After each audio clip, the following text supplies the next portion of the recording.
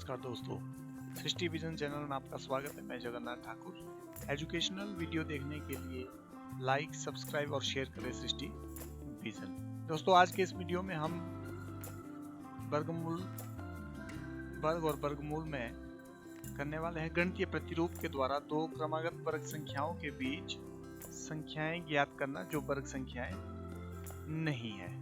हम लगातार वर्ग संख्याओं के बीच ऐसी संख्याएं ज्ञात करने की कोशिश करेंगे जो वर्ग संख्याएं नहीं है। आइए तो इस वीडियो को देखते हैं। वर्ग संख्याएं, आपको पता है वर्ग संख्याएं 1 का वर्ग 1, 2 का वर्ग 4, 3 का वर्ग 9, 4 का वर्ग 16, इस तरह से 5 का वर्ग 25, 6 का वर्ग 36। तो ये जो संख्याएं आ रही है 1, 4, 9, 16, 25, 36, ये सभी संख्याएं वर्ग संख्याएं हैं। और आज की इस वीडियो में हम देखेंगे कि 1 और 4 जो दो लगातार संख्याएं हैं, या 4 और 9, इनके बीच में कितनी ऐसी संख्याएं हैं जो प्राकृतिक संख्या है और वर्ग संख्याएं नहीं है। तो आइए देखते हैं।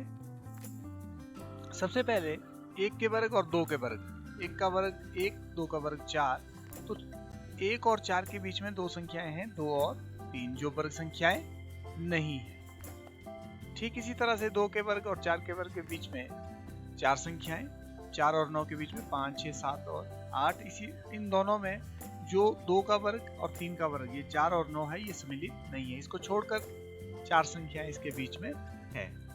3 के वर्ग और 4 के वर्ग के बीच में 6 संख्याएं, 4 के वर्ग और 5 के वर्ग के बीच में 8 संख्याएं हैं।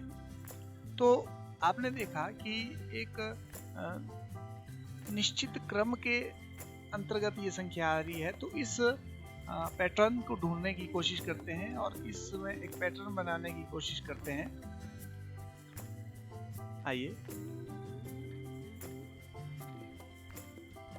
पैटर्न को देखें। तो 1 के वर्ग और 2 के वर्ग के बीच में, 2 के वर्ग को हमने 1 जमा 1 का वर्ग लिखा, इसके बीच में संख्याएं थी 2, 2 को मैंने लिखा 2 गुना 1, क्योंकि हम पैटर्न बनाने की कोशिश कर रहे हैं। 2 के वर्ग और 3 के वर्ग, 3 को 2 जमा 1 का वर्ग लिखा, इन बीच में संख्या थी 4, तो ये लिखा 2 गुना 2। ठीक उसी तरह से 3 के वर्ग और 4 के वर्ग के बीच में संख्याएं थी 6, और इसको लिखा 2 गुना 3। तो आप देख रहे होंगे यहाँ पर 2 लगातार आ रहा है और 3, यहाँ पर 3 आया तो यहाँ पर भी 3 है, यहाँ पर 2 था तो यहाँ भी 2 है। ठीक इसी तरह से 4 के वर्ग और 5 के वर्ग के बीच में संख्याएं हैं 8, और उसको लिखा हमने 2 गुना 4। 5 के वर्ग और 6 के वर्ग के बीच में संख्याएं हैं 10, और उसको लिखा 2 गुना 5। तो आप देखेंगे इसमें लगातार 2 की पुनरावृत्ति हो रही है, और यहाँ पर जो पहले अंक है वही अंक यहाँ पर रिपीट हो रहा है। तो इस तरह से हम एक पैटर्न डेवलप कर रहे हैं। तो मान लिया n प्राकृतिक संख्याओं के लिए यदि 5 की जगह n हो, तो 5 से अगली संख्या 6, 5 जमा 1। तो ठीक उसी तरह से n और n से अगली संख्या थी n जमा 1। तो n के वर्ग और n के बीच में, n जमा 1 के वर्ग के बीच में संख्याएं हुई 2n। तो ये कैसे आया देखें फिर से। यहाँ पर ये 2n क्यों आया? क्योंकि यहाँ पर देखिए इस पैटर्न में 2 लगातार आ रहा है। तो n स्क्वायर और n जमा 1 के स्क्वायर के बीच में संख्याएं होगी 2 गुणा में जो यहाँ पर 5 है, यहाँ भी 5 है, 4 है तो 4 है, तो n है तो यहाँ भी n आया। तो इस तरह हम कह सकते हैं n स्क्वायर और n जमा 1 स्क्वायर के बीच में संख्याएं हुई 2n।